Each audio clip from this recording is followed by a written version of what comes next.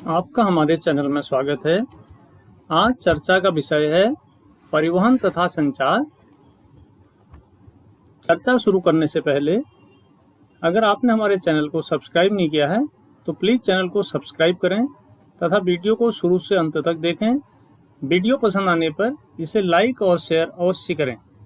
आइए चर्चा शुरू करते हैं।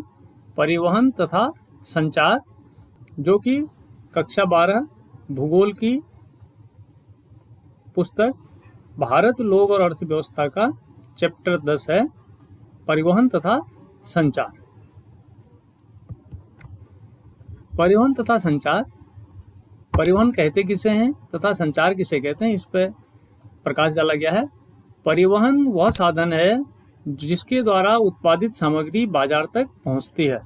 जो उत्पादन किया जाता है उस उत्पादन का उद्देश्य एक तो स्वयं के उपभोग के लिए होता है, और अगर हम अधिक मात्रा में किसी सामग्री का उत्पादन करते हैं तो उसको बाजार तक पहुंचाने की जरूरत होती है। जिस माध्यम से वह सामग्री बाजार तक पहुंचती है उसे हम परिवहन के अंतर्गत वर्गीकृत करते हैं। खेतों व कारखानों में उत्पादित सामग्री उन स्थानों तक पहुंचाई जाती है जहां उपभोक्ता इसे खरीद सकें, क्रय कर सकें। इन उत्पादों को एक स्थान से दूसरे स्थान तक पहुंचाने का कार्य परिवहन के द्वारा किया जाता है। ये परिवहन किसे कहते हैं, उसका उत्तर है संचार। क्या है? विचारों, दर्शन तथा संदेशों का विनिमय विभिन्न माध्यमों से किया जाता है। इन माध्यमों को संचार के अंतर्गत वर्गीकृत करते हैं। जो विचार हैं, जो दर्शन है, जो विभिन्न संदेश हैं, उनको हम एक स्थान से दूसरे स्थान तक पहुंचाने के लिए जिन माध्यमों का प्रयोग करते हैं वो माध्यम संचार के माध्यम है। परिवहन के जो साधन हैं, परिवहन के साधन, इनको एक फ्लो चार्ट से दिखाने का प्रयास इसमें किया गया है। परिवहन के साधन, इनको 3 भागों में वर्गीकृत किया गया है। पहला है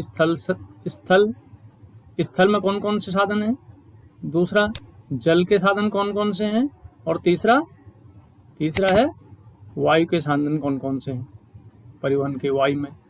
तो स्थल के जो साधन हैं इन्हें 3 भागों में वर्गीकृत किया गया है। पहला सड़क,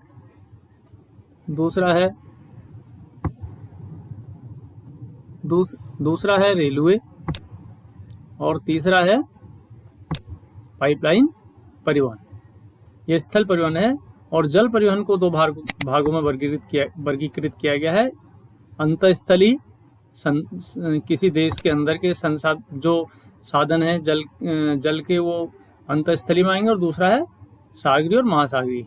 ये एक देश से दूसरे देश के अंतर्गत जब हम परिवहन करते हैं जल के माध्यम से तो उसके अंतर्गत रखा जाता है।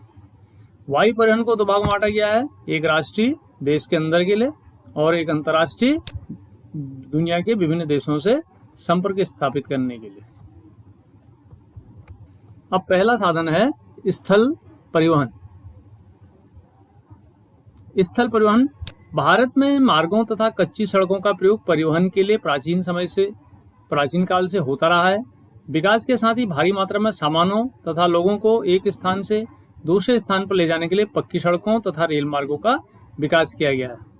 अब वर्तमान समय में विशिष्ट सामग्रियों तथा विशिष्ट परिस्थितियों के लिए, कुछ परिस्थितियां ऐसी हैं जहां पे सड़क मार्ग का भी इस्तेमाल नहीं हो सकता, और मार्गों के द्वारा आसानी से पहुंच नहीं है सड़क मार्ग के द्वारा, तो वहां केबल मार्ग का प्रयोग किया था। केबल मार्ग, रज्जू मार्ग, रोपवे जिसे कहते हैं। या एक माध्यम और है कुछ स्थानों पे कुछ विशिष्ट सामग्रियों को ले जाने के लिए, वह है पाइपलाइन परिवहन। जैसे हमने एक स्थान से दूसरे स्थान को खनिज तेल का परिवहन करना है, या हमने कुछ देशों में दूध की लाइनें बनाई हुई हैं, दूध को एक स्थान से दूसरे स्थान के ले जाने के लिए दूध की लाइनें। इस प्रकार का जो परिवहन है, ये परिवहन विशिष्ट प्रकार का परिवहन कहलाता है। छोटी दूरियों के परिवहन के लिए, जो कम दूरियां हैं उनके परिवहन के लिए जो सबसे अच्छा माध्यम है वह है सड़क परिवहन। सबसे उपयुक्त साधन सड़क परिवहन। निर्माण तथा रखरखाव के उद्देश्यों के आधार पर सड़कों को निम्न प्रकारों में विभाजित किया गया है। पहला है राष्ट्रीय महामार्ग, दूसरा है राज्य महामार्ग, तीसरा है ग्रामीण सड़कें, और तीसरा है जिला सड़कें, और चौथा है ग्रामीण सड़कें। जो पहला है राष्ट्रीय महामार्ग, उसको देखें। यह प्रमुख सड़कें हैं जिन्हें केंद्र सरकार द्वारा निर्मित एवं अनुरक्षित किया जाता है। इन्हें राष्ट्रीय महामार्ग के नाम से जाना जाता है। इन सड़कों का उपयोग अंतर्राज्यीय परिवहन और सामरिक क्षेत्रों तक रक्षा सामग्री एवं सेना के आवागमन के लिए किया जाता है। ये महामार्ग राज्यों की राजधानियों, प्रमुख नगरों तथा रेलवे जंक्शनों को भी जोड़ते हैं। ये सड़कें यातायात के 40% का वहन करते हैं।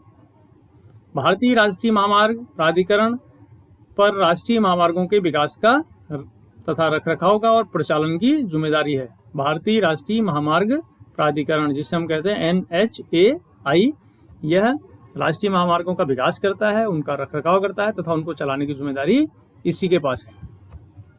दूसरे प्रकार की सड़कें हैं राज्य महामार्ग। इन मार्गों का निर्माण एवं अनुरक्षण राज्य सरकारों द्वारा किया जाता है। ये राज्य की राजधानियों में, जिला मुख्यालयों में तथा जो महत्वपूर्ण नगर हैं, इन सबको जोड़ने का कार्य करते हैं। ये मार्ग राष्ट्रीय महामार्गों से भी जुड़े होते हैं। इसके अंतर्गत देश की कुल सड़कों का 4% भाग आता है। तीसरे प्रकार की जो सड़कें हैं वह है जिला सड़कें। ये सड़कें जिला मुख्यालयों तथा उन महत्वपूर्ण स्थलों के बीच संपर्क मार्ग का कार्य करती हैं। इसके अंतर्गत देश भर की कुल सड़कों की लंबाई का 14% भाग आता है।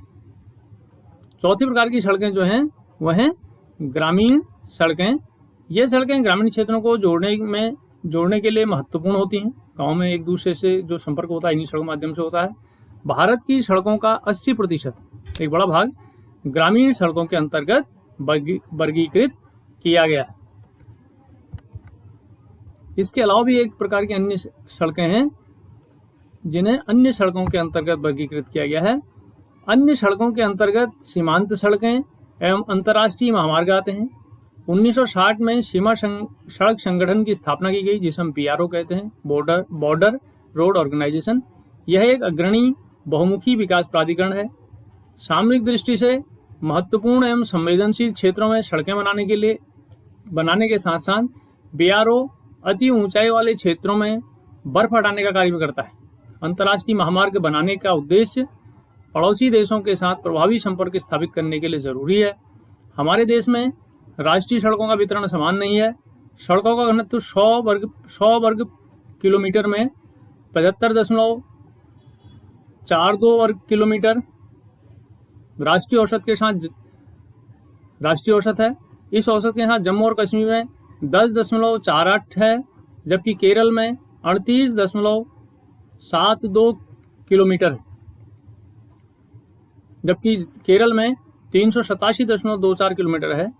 उत्तरी राज्यों, दक्षिण भारतीय राज्यों में सड़कों का घनत्व ऊंचा है। पर्वतीय राज्यों, पठारी राज्यों और रेगिस्तानी राज्यों में यह औसत कम है, क्योंकि इन राज्यों में सड़क निर्माण करना कठिन और महंगा है। जो मैदानी क्षेत्र हैं उन क्षेत्रों में सड़कें बनाना सस्ता है, आसान है, जबकि पर्वतीय क्षेत्र जो हैं वहाँ पे सड़कें बनाना कठिन भी है और महंगा भी है।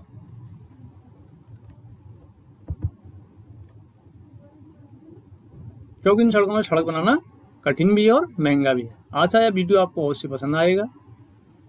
इस वीडियो को लाइक और शेयर अवश्य करें तथा साथ ही हमारे चैनल को सब्सक्राइब करें।